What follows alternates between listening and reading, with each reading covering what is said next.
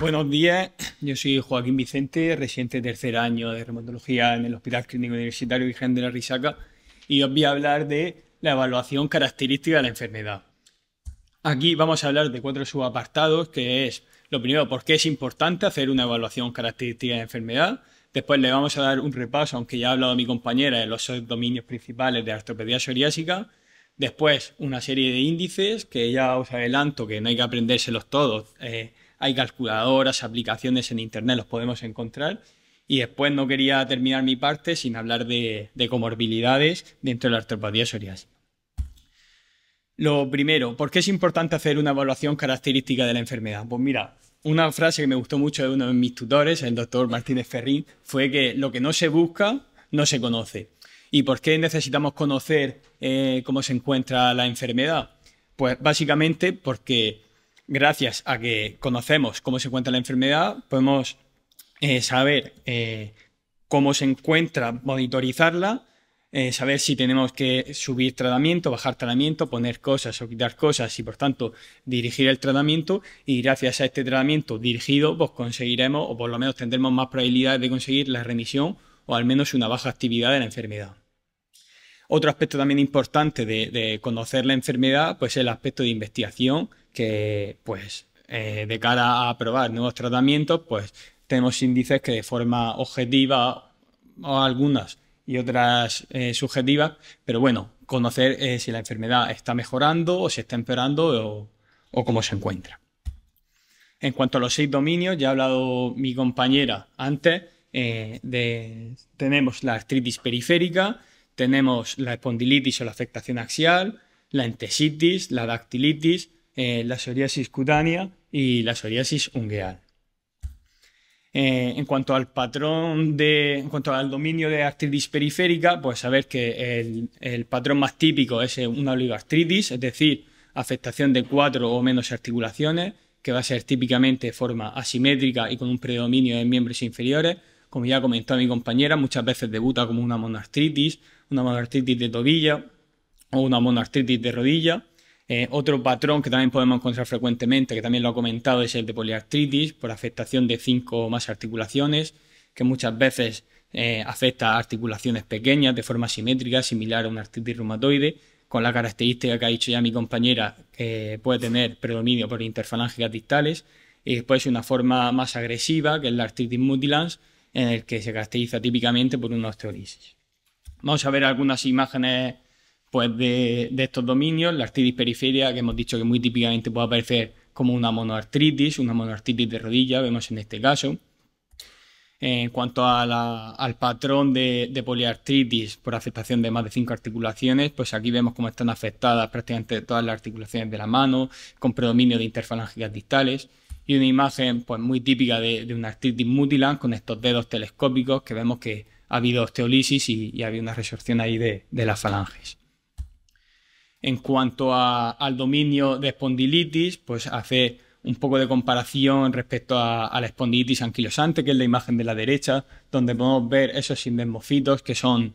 pues se denominan como típicos, que se caracterizan por una calcificación de esas fibras más externas del anillo fibroso del disco intervertebral. Vemos que son líneas mucho más delgaditas, mucho más pegaditas al disco, mientras que en la imagen de la izquierda, que pertenece a una espondilitis de una artropatía psoriásica, vemos que las calcificaciones van a ser mucho más gruesas y no va a ser tan pegadito al disco, sino que va a calcificar estructuras adyacentes.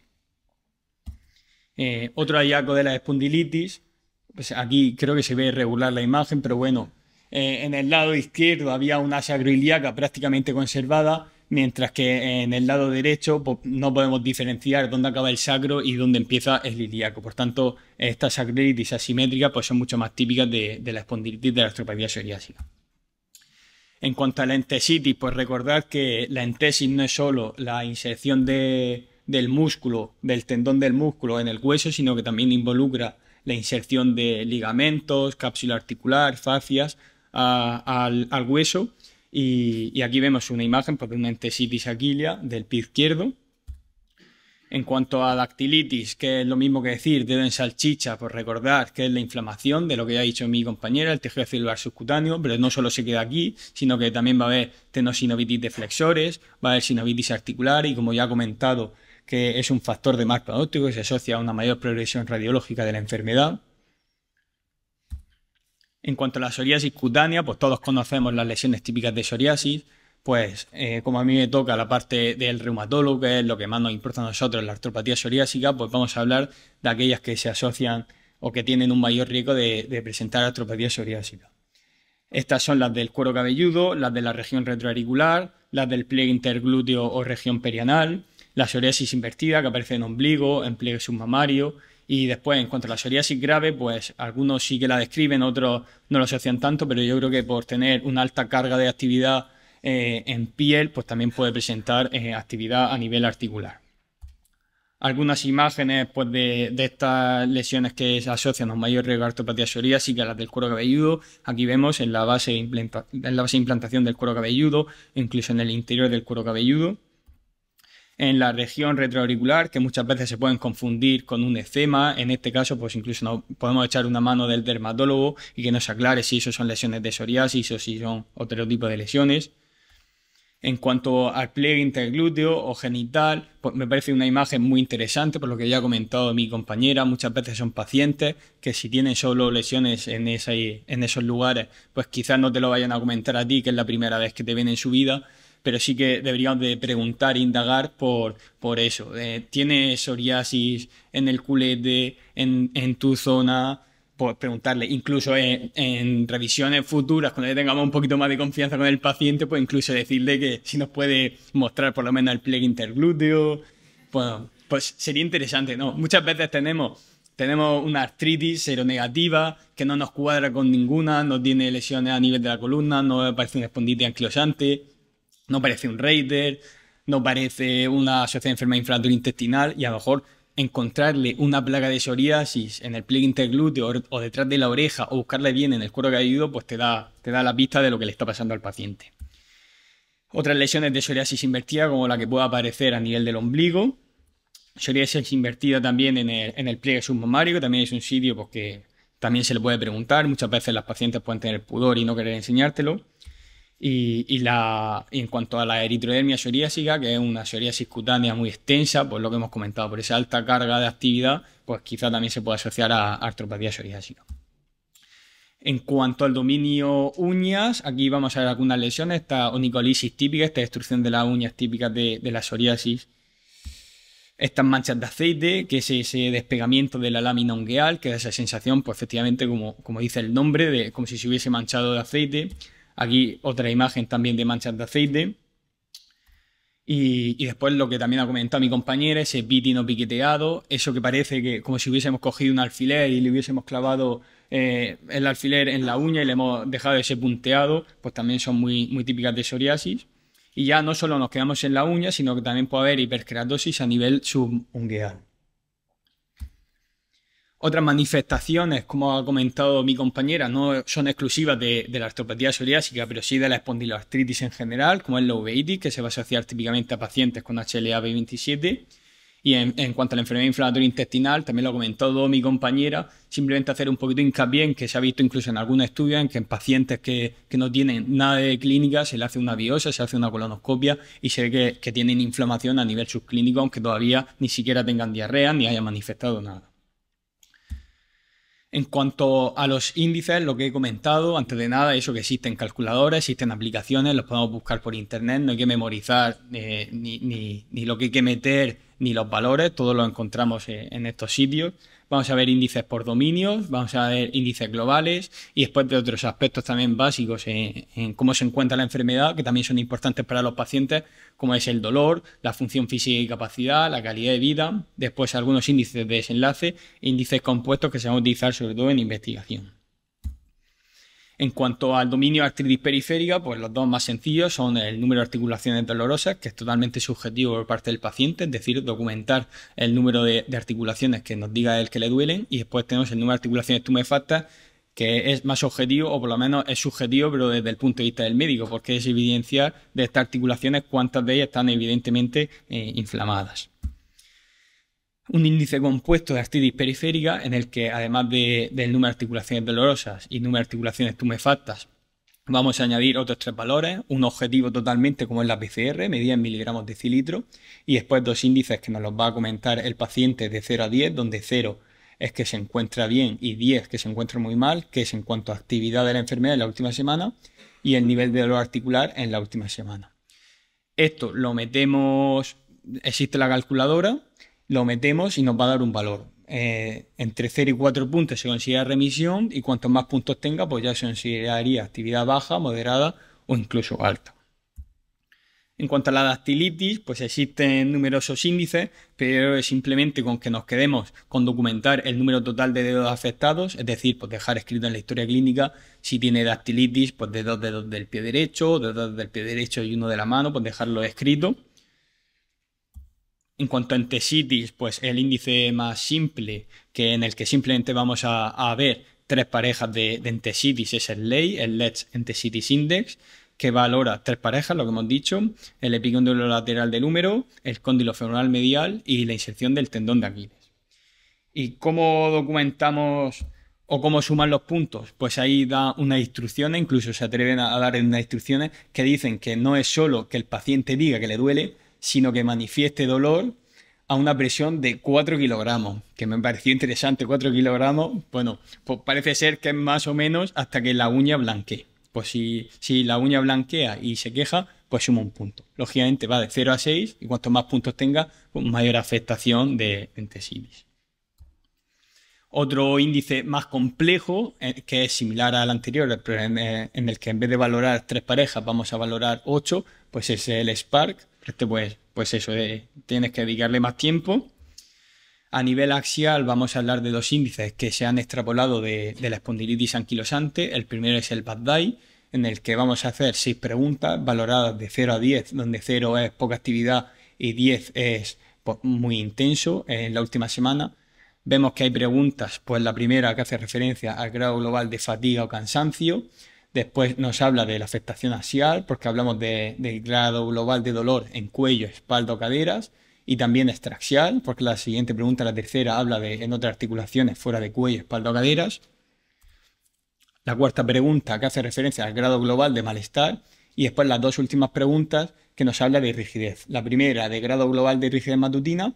y la segunda, que es la sexta, del tiempo que dura su rigidez matutina. ¿Cómo calculamos este índice? Pues vamos a sumar de lo que hemos dicho de 0 a 10 las primeras 4 preguntas y haremos una media de las 2 preguntas de rigidez, que son la quinta y la sexta. Todo eso nos da un valor, lo dividimos entre 5 y en conjunto pues nos dará una media de 0 a 10, donde por encima de 4 se considera que hay pues, una actividad importante. Otro índice extrapolado también de la espondilitis anquilosante es el ATDAS-PCR, en el que pues, necesitamos una calculadora sí o sí, porque ya metemos logaritmos neperianos y cosas. Entonces vamos a valorar tenemos que meter 5 datos, que son el dolor de espalda de 0 a 10, la duración de la rigidez matutina, el grado global de actividad por parte del paciente, el dolor periférico hinchazón y un valor objetivo que es la PCR. Esto nos va a arrojar un valor donde por debajo de 1,3 consideramos que la enfermedad está inactiva y ya pues con los siguientes rangos hablamos ya de actividad baja, actividad alta o actividad muy alta. Y no solo se queda aquí, sino que incluso descensos, habla de que descensos por debajo de 1,1 puntos o descensos por debajo de 2 puntos, pues ya hablamos de un cambio clínicamente importante o todavía más importante. En cuanto al dominio piel, que es sobre todo pues, para los dermatólogos, pero nosotros pues, también podemos utilizar índices simples como es el BSA, simplemente documentar el área de superficie corporal que tiene el paciente afectado. Esto, una regla muy fácil es que una palma de la mano equivale a un 1%, pues vemos cuántas palmas de las manos tiene afectado el paciente. Por debajo de un 3% se considera que leve, entre un 3 y un 10% moderado y más de un 10% severo. Y otro índice que se utiliza sobre todo ya en consultas de dermatología es el PASI, que ya no solo se queda en el área de superficie corporal, sino que dentro de cada lesión va a graduar el grado de eritema, el grado de descamación y el grado de induración. En cuanto a uñas, pues vamos a hacer parecido a lo que a lo que hemos hecho con dactilitis, es decir, simplemente pues, documentar y dejar escrito en la historia clínica cuántas uñas tiene con estas lesiones típicas que hemos visto de psoriasis, como es la onycholisis, el pitting o las manchas de aceite. Y ya nos metemos con índices más globales. El primero por parte del médico, que es el PGA, donde de 0 a 10 pues barema cuánta actividad tiene el paciente, y después existe pues lo mismo, pero por parte del paciente, con una escala analógica visual que va de 0 a 10, donde 0 es que no tiene prácticamente enfermedad y 10 tiene la enfermedad con muchísima actividad. Después, estos aspectos que no hay que dejarlos de lado porque son muy importantes para el paciente. A nosotros nos importa mucho pues, cuánta entesitis, cuánta artritis, cuánta tal, pero al paciente quizá a lo mejor le importen más estos aspectos que vamos a ver a continuación, que es cómo se encuentra el dolor, con una escala analógica visual igual, donde 0 es que no tiene nada de dolor y 10 es que tiene un dolor insoportable. Después, otra escala para ver la función física y la capacidad del paciente, el HAQ, que esto consta de 8 dominios, donde habla de actividades básicas de la vida diaria, como es vestirse solo, vestirse, levantarse, comer, asearse, higiene, presión, alcanzar. Bueno, habla de 8 dominios de actividades básicas de la vida diaria. Dentro de cada dominio tenemos varias preguntas y las preguntas las podemos contestar de 0, que es que no tiene nada de dificultad, a 3, a que es incapaz de hacerlo. Dentro de cada dominio vamos a coger la pregunta que más puntúe, es decir, la que mayor incapacidad le dé. Sumamos los 8 dominios y los dividimos entre 8. Ello nos dará un valor entre 0 y 3, y donde 0 es que no tiene prácticamente incapacidad y 3 es que tiene una vida totalmente limitada. Otra escala que ya no solo se queda aquí en cómo se encuentra el paciente en cuanto a sus actividades básicas de la vida diaria, sino que se mete ya en aspectos más psicológicos, sociales, es el PSA-ACOL, en el que vemos que hay preguntas que dice, pues me siento más viejo de lo que realmente estoy, o me irrito fácilmente con las personas, me siento dependiente de los demás, debo limitar mis actividades diarias, es decir, que ya se mete en aspectos más sociales, en el que son 20 preguntas, hay que responder sí o no. Lógicamente, pues cuantas más preguntas sí, pues peor calidad de vida tendrá probablemente el paciente. En cuanto a las medidas de desenlace, para de forma global ver cuánta actividad tiene la enfermedad, una muy utilizada es el MDA, que consiste en 7 criterios, de los cuales si cumples 5, si considera que tienes una mínima actividad en la enfermedad, y si los cumples todos, se puede considerar incluso que la enfermedad se encuentra en remisión. Estos 7 criterios pues son el número de articulaciones dolorosas que sea de 1 a 0, el número de articulaciones inflamadas que sea de 1 a 0, después el dominio piel que tenga un PASI menor o igual de 1 o un BSA menor o igual de 3, cómo se encuentra el dolor del paciente en esta escala de 0 a 10 que sea menor de 1.5, cómo se encuentra el paciente su actividad global en esta escala de 0 a 10 que sea menor o igual a 2, el HAQ, que es esta escala que hemos visto tan importante, que nos habla de función física, de capacidad, pues que tenga un valor, iba de 0 a 3, que tenga un valor menor o igual de 0,5, y en cuanto a los puntos de entesitis, que sean menor o igual de 1. Otro índice de desenlace también podríamos considerar el DAPSA, ya que hemos visto que nos establece una serie de valores por los cuales podemos considerar que la enfermedad se encuentra en remisión o que incluso se encuentra con actividad baja, moderada o alta.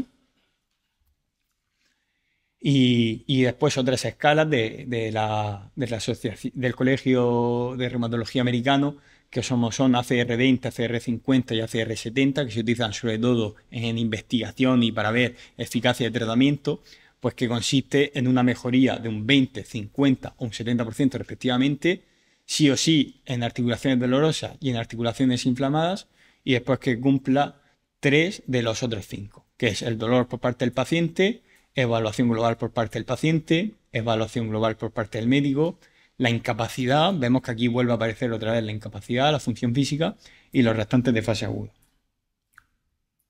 Y después, por último, los índices compuestos, que son estos, pues CPDAI, PASDAS, GRACE, que se utilizan sobre todo en investigación, y vemos pues cómo valoran diferentes dominios. CPDAI, por ejemplo, pues se mete con afectación axial, con la psoriasis cutánea, con la estitis periférica, con la entesitis, con la dactilitis, pero son demasiado complejos para utilizarlo en una consulta de reumatología y se utilizan sobre todo en investigación. Y por último, ya se ha hablado esta mañana un poco de esto, pero que está de moda hacer hincapié en que las enfermedades en general reumatológicas, procesos inflamatorios crónicos, pues conllevan un mayor riesgo cardiovascular. De hecho, la Sociedad Europea de Cardiología ya mete dentro de los modificadores del riesgo de enfermedad cardiovascular condiciones inflamatorias, entre ellas pues, la de lupus eritematoso sistémico, artritis reumatoide y de una psoriasis que afecte a más de un 10% o que requiera terapia sistémica, que es la mayoría de un gran porcentaje de nuestros pacientes. Aquí un metaanálisis que se hizo viendo el riesgo de infarto, por ejemplo, en pacientes con psoriasis, donde vemos que simplemente por tener psoriasis leve ya tienes un aumento del riesgo de infarto y que si esa psoriasis en vez de ser leve es severa, pues el riesgo de infarto todavía se aumenta más. Y aquí esta tabla de score, que la habremos visto todos infinitas veces, pues simplemente mencionar, como vemos, que dice que en los pacientes con psoriasis que tengan afectación de más de un 10% o que sean candidatos para tratamiento sistémico, habría que multiplicar el score que te salga por 1.5, es decir, que son pacientes que tienen un mayor riesgo cardiovascular del que le tocaría. Dentro de los factores de riesgo cardiovascular clásicos, pues es fundamental controlar el resto, ya que es un paciente que ya de por sí, por tener psoriasis, tiene un riesgo cardiovascular elevado. Entonces, pues, sin meterme tampoco profundamente en todo, pero dar unos pocos valores. En cuanto a la tensión, dice, según la Sociedad Europea de Cardiología, que se considera presión arterial no elevada, ya está en la sistólica por debajo de 120 y una diastólica por debajo de 70, o sea, estamos bajando cada vez más el umbral. Y aquí simplemente ver, pues, cómo en un algoritmo de tratamiento de la hipertensión arterial, vemos que en pacientes en la rama del medio, que tras calcularle un score que esté entre 5 y 10, si tiene una enfermedad autoinmune, va directamente a medidas higiénico-dietéticas y si no hay un adecuado control de la tensión, incluso medidas farmacológicas. En cuanto a dislipemia, pues recordar que esto, igualmente sacado de la Sociedad Europea de Cardiología, vemos que tras calcularle un score, que recordamos hay que multiplicarlo por 1.5, pues la mayoría de nuestros pacientes deben tener un LDL por debajo de 100 y si incluso han tenido, o si tienen otros factores de riesgo cardiovascular, han tenido antecedentes de infarto, ictus y demás, pues puede ser que incluso el LDL haya que bajarlo por debajo de 55. En cuanto a la diabetes mellitus tipo 2, pues las recomendaciones generales, mantener una hemoglobina glicosilada por debajo de un 7%. En cuanto a obesidad, pues el límite parece que se pone en sobrepeso, obesidad, es decir, tener un índice de masa corporal por debajo de un índice de masa corporal por debajo de 30. En cuanto a factores de riesgo cardiovascular clásicos, como son el tabaco y el alcohol, pues lógicamente evitarlo en estos pacientes que ya vuelvo a incidir que tienen un mayor riesgo cardiovascular por el hecho de tener una psoriasis, una artropatía psoriásica. Y en cuanto al sedentarismo, pues también evitarlo, incentivar a estos pacientes a que hagan ejercicio físico de forma regular.